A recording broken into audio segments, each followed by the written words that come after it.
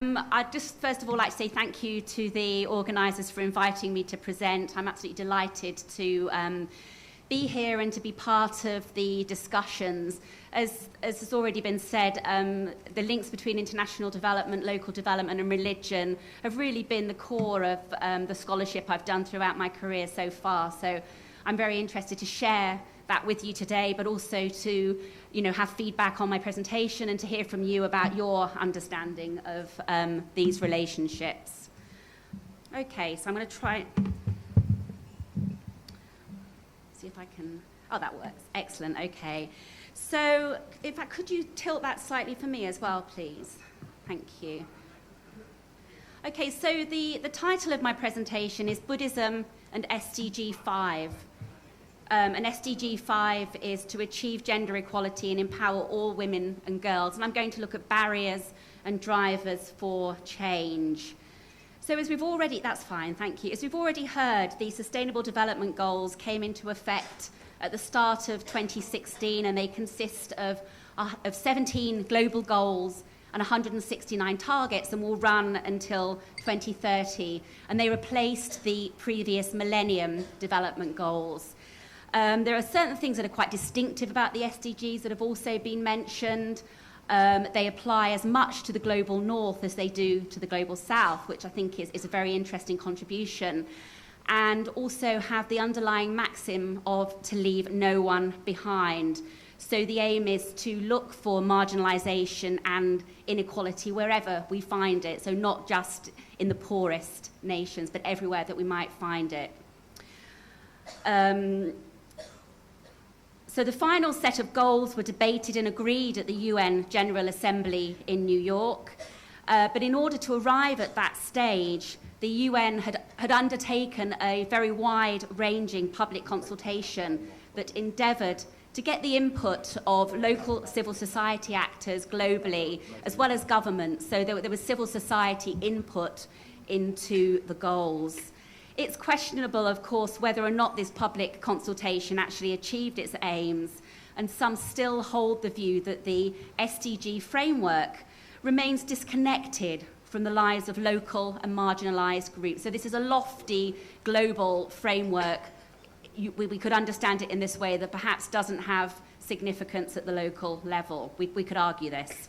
Despite this critique, NGOs and other civil society actors across the globe are now beginning to interpret and apply the SDG framework in their settings. So my recent research, which is noted at the bottom of the slide here, Keeping Faith in 2030, Religions and the SDGs. I've been interested in looking at faith actors, whether they be religious leaders, faith-based organisations or places of worship, and looking at them as important civil society actors and the important role that they play, particularly in highly religious settings such as Thailand, and the contribution that they make or could make to achieving the SDGs. So for these faith actors, in addition to their religious functions, they typically can play a key role in shaping and achieving social justice agendas that reflect local particularities. So they can really speak to the grassroots, and they can really represent the most marginalised in their communities. Now, religion has typically not been something that global development actors have taken very seriously. So the global development institutions that emerged after the Second World War, so we're talking about the United Nations and the World Bank, were secular in nature. And there was an underpinning assumption to the kind of work that they were involved in, that as people developed, as they became more westernized, if you like, they would become less religious. So this was an underpinning assumption to these emerging global development institutions that we find after the Second World War. So there was a relationship, a link made, an assumption made between modernization and secularization. So as people modernize, they become less religious. Now these assumptions are really problematic.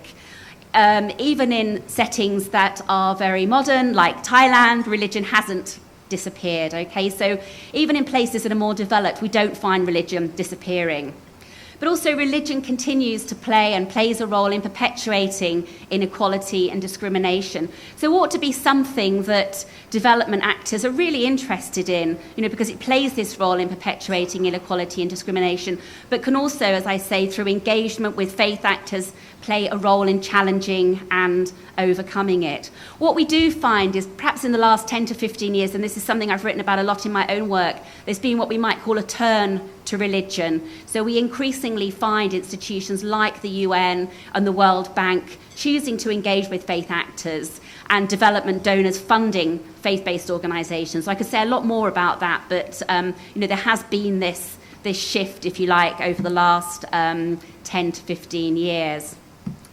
Now, my aim in this paper is to particularly examine the relationship between Buddhism and SDG-5. So that's to achieve gender equality and empower all women and girls, and to look at this in Thailand. Now, gender inequality matters, and it's a major factor in poor health and economic outcomes for women and girls globally. They're much more likely to experience domestic and sexual violence, as we've already heard, and to become victims of human trafficking. And in Thailand, as in other Buddhist cultures, Buddhist institutions are highly significant in their impact on social norms and customs, and they can block as well as drive the kind of social change that aims to bring about greater gender equality and inclusion. Now, I just want to say something about my background, what I claim to be and what I'm not. I come to talking about this topic as a scholar who for nearly 2 decades, nearly 20 years, has been carrying out research that aims to better understand the relationships between gender, religions, and development. And what I then do is I present this research back to faith traditions, but also to global development actors as well. So I very much sort of situate myself in academia, but also working to work with faith traditions and global development actors. I'm not a Buddhist studies scholar, and I'm not an expert in Buddhist texts and languages. And I come to know what I'm going to talk to you about today through many years of talking and carrying out ethnographic research with Buddhist women from many different places, including Thailand. And what I found is that these women are often concerned about the lack of leadership and status that they have within Buddhist traditions in different settings, so not just in Thailand, and that this is a contributing factor not just to religious inequality, but also it has an impact, they argue, on social and economic equality as well. And again, we should probably also note that some of these women might call themselves feminists, whereas others also feel uncomfortable with this label. And, what they share is a commitment to a more egalitarian Buddhism. And in particular, what they would argue is the egalitarian vision of Buddhism that they're focusing on is one that reflects the original teaching of the Buddha within his first sermon, which doesn't recognize gender as a problematic category or one that makes a difference to the potential to achieve nibbana. And I also want to point out that I'm not really arguing that Buddhism or indeed other religions are the direct cause of gender inequality. What I'm arguing is that religion, in intersection with other kinds of patriarchal systems and institutions, support processes and customs that disadvantage women, and that these collectively work together to make gender inequality more difficult to remedy. So religion isn't the only cause, but it's one cause in intersection with other factors. But I'll also argue that religion and faith actors have a particular role to play within this set of intersecting systems and institutions that maintain gender inequality. Because in many countries, religious traditions, religious teachings, and religious leaders are held in such high esteem that they really have power to change attitudes and to bring about social change.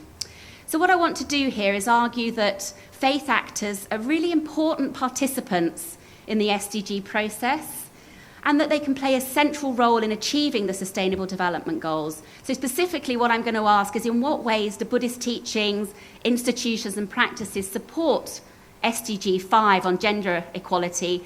In what ways might they obstruct it, and how might this be overcome? So what I want to look at first of all is the issue of gender equality or inequality in Thailand. So as we can see from this slide, Thailand is ranked as 83 out of 189 on the UN Human Development Index. It has a high level of human development. And also in the UNDP's Gender Inequality Index, it ranks 93 out of 160. And according to a UNDP briefing note, the quotation is on the slide here, in Thailand, 42.4% of adult women have reached at least secondary level of education, compared to 47.5% of their male counterparts. So this is very good. For every 100,000 live births, only 20 women die from pregnancy-related causes. I should never say only, but 20 women die from pregnancy-related causes, so it's much lower than in some other places. And the adolescent birth rate is 51.9 births per 1,000 women of ages 15 to 19. And women have a relatively high level of participation in the labour force. So on the face of it, Thailand doesn't seem to have a gender problem, okay? Women don't suffer restrictions to mobility, education, and labour force participation. But what I think it's also interesting to note and important to note if we're thinking about where we find marginalisation, not just in the poorest settings, is that headline statistics can actually mark deep levels of inequality. And indeed, there's often a contradiction between statistics and reality. So one author I've been reading quotes that women in Thailand do suffer a lack of access to power. Okay, so there are much fewer women in political representation. They also have a cultural disempowerment. This is a quotation that is in part a result of sexual imperialism, state policies, and gender-specific socialization. We find this in other places too. Parallel to this story of high educational achievement and economic empowerment is the story of a violent objectification. Okay, so there are problems. So these statistics, this data masks deeper levels of inequality. A Mahidol University survey showed that one in 3 households in Thailand report domestic abuse. Only 4.8% of parliamentary seats are held by women. And also in Thailand, we have this issue of a large and exploitative sex industry that involves women and girls, as well as men and boys as well. This boom in sex tourism began during the Vietnam War in the 60s and has steadily grown since. There was an economic boom in Thailand, as we know, in the 80s and 90s, but not everyone benefited. So this is one place we begin to see gender inequality creeping in. So, for instance, there's evidence that women in rural areas were marginalised as they were squeezed out of their traditional role in agriculture, as agriculture became a more productive industry and tended to then employ men. That this story is common in other places as well. And to quote, economic development has actually increased the size of the sex trade and has created more disparity between the poor and wealthy classes.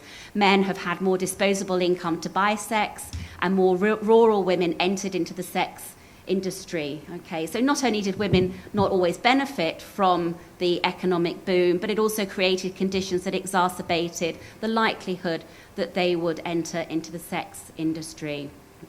And as we know, the growth of this industry coincided with the emergence of HIV and AIDS, has created real suffering for many people in Thailand and globally.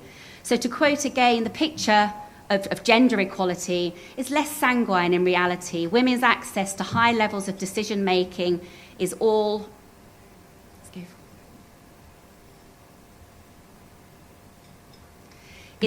too limited, as seen by the few women appointed as ministers. Discrimination in practice is ever present, such as in regard to unequal pay. Gender-based violence rears its ugly head, such as in the domain of domestic violence, sexual exploitation and abuse, and forced labour and human trafficking. So behind these impressive statistics, and this isn't just the case in Thailand, it's also the case in the UK, in the USA. If we look at the headline figures, the situation for women look very good, but if we look beneath this, there are deeper levels of inequality.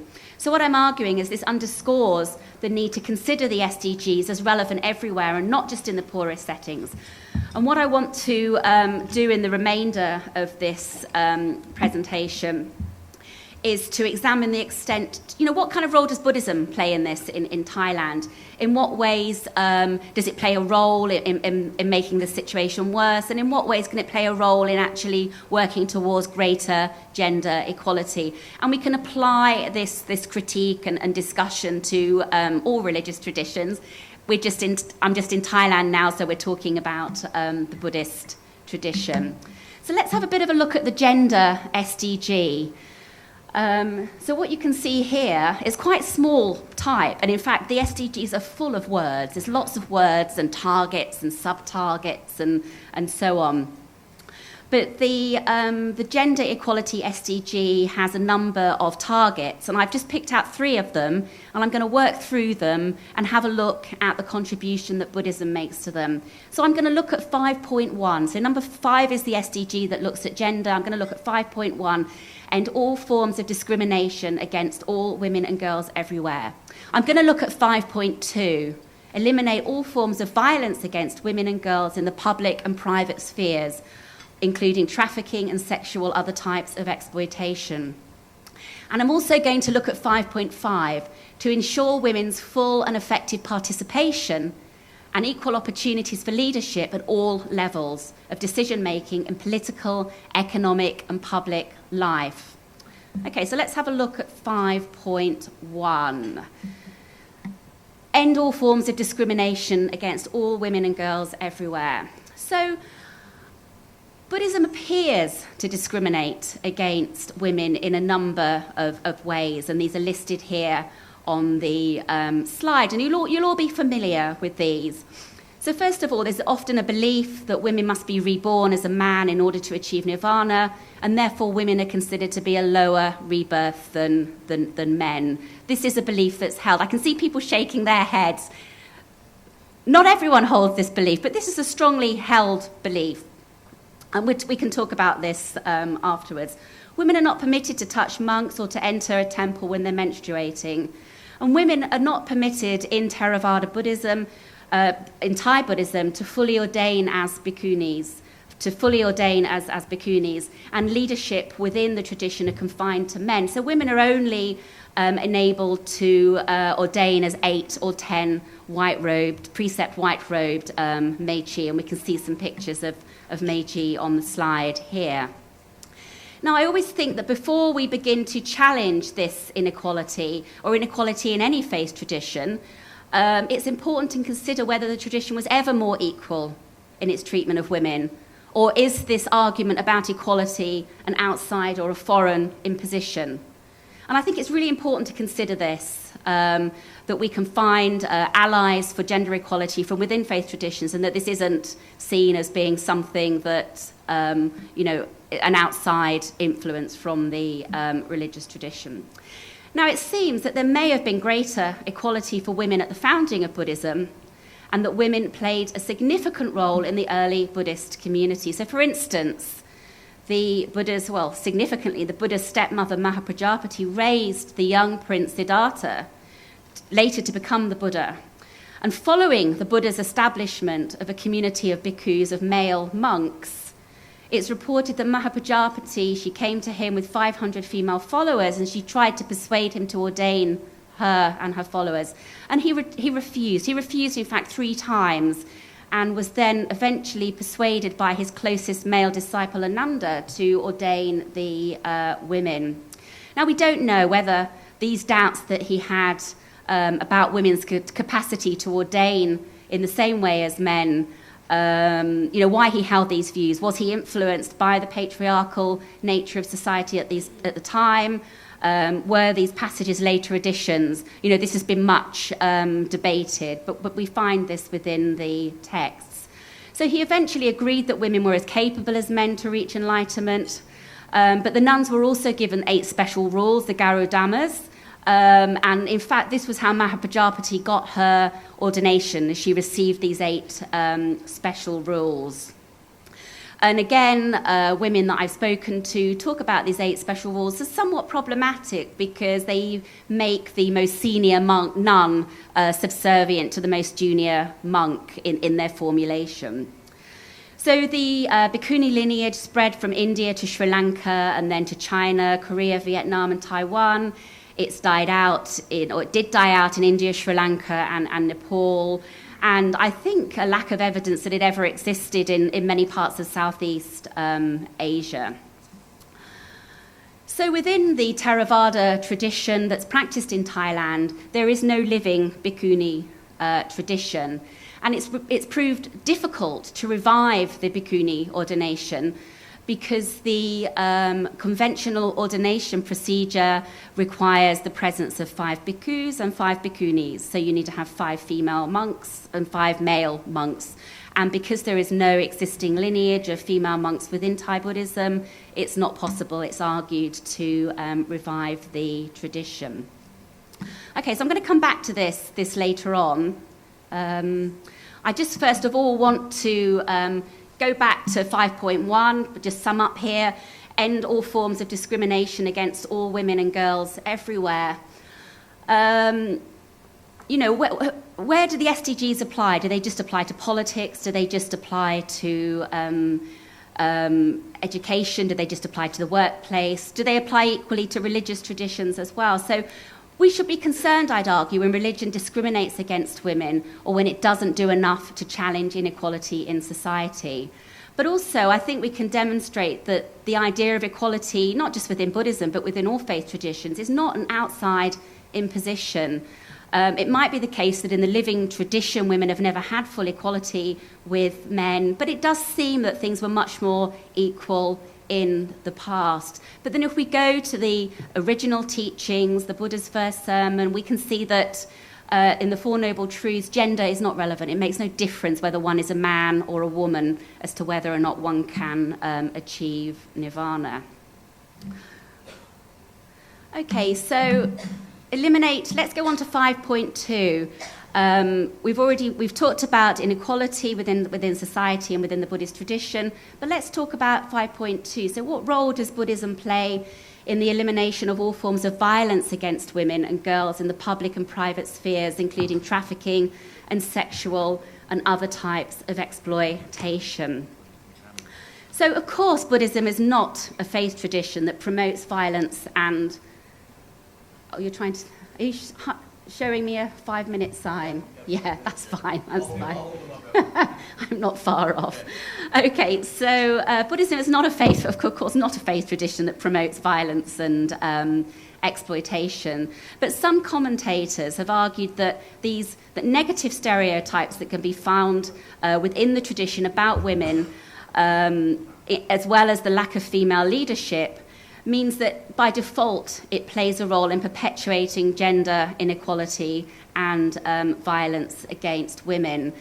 There's been a very interesting article written by Marjorie Mueck in the journal Social Science and Medicine called Mother Sold Food, Daughter Sells Her Body, the Cultural Continuity of Prostitution. She carried out ethnographic research and interviews with sex workers in Thailand, and this was just at the time of the explosion of the HIV and AIDS epidemic. And in her conversations with these women, she found that they were talking about the Buddhist teaching of karma, they were talking about their perception of themselves as inferior to men, and using this to rationalize their choice or their reasons for becoming involved in prostitution. And the kind of rationality that they were using, she talks about in her article, that women have bad karma, the prostitutes can earn money through prostitution, they can give money then to the temples, to their families, to other people around them, they can improve their karma for future lives and be reborn as a man. Now, this was a narrative that these women were talking to her about when they were discussing their situation and how they felt about it. So the key question for me here is, to what extent does religion play a role in exacerbating the suffering of women and girls? Not just Buddhism, but this can be the case for all religious traditions. So let's have a quick look at 5.5, women's full and effective participation and equal opportunities for leadership at all levels of decision-making in political, economic and public life. Now, one argument is that unless we have women in all institutions within our societies on an equal level with men, we're not going to be in a position to really challenge and do anything about gender inequality. And I think that's what SDG 5 requires us to do. So the lack of voice that women have within Thai Buddhism and other forms of Buddhism has made it difficult for them to challenge and transform negative stereotypes that perpetuate female empowerment. So one solution to this could be to enable people to encourage women to ordain as bhikkhunis in order to increase women's leadership within the Buddhist tradition and really from the grassroots level to empower women. And this is my very last slide here. Many of you will recognize Dhammananda, Venerable Dhammananda, previously Chatsuman Kabul Singh, who was a university lecturer who then ordained in Sri Lanka as a Theravada bhikkhuni. And just to give a very quick summary, the ordination in Theravada Buddhism was revived in Sri Lanka in 1998 with nuns from the Mahayana tradition, the argument being that they could trace their lineage back to the same source as the Theravada nuns, and therefore it was legitimate for them to ordain. So what I would like to hear from you is, an update really on how this situation sits now in Thailand. What kind of moves are happening within faith traditions, within Buddhism in Thailand to encourage gender equality. So I look very much to your feedback, and I'll finish here. Okay, thank you very much.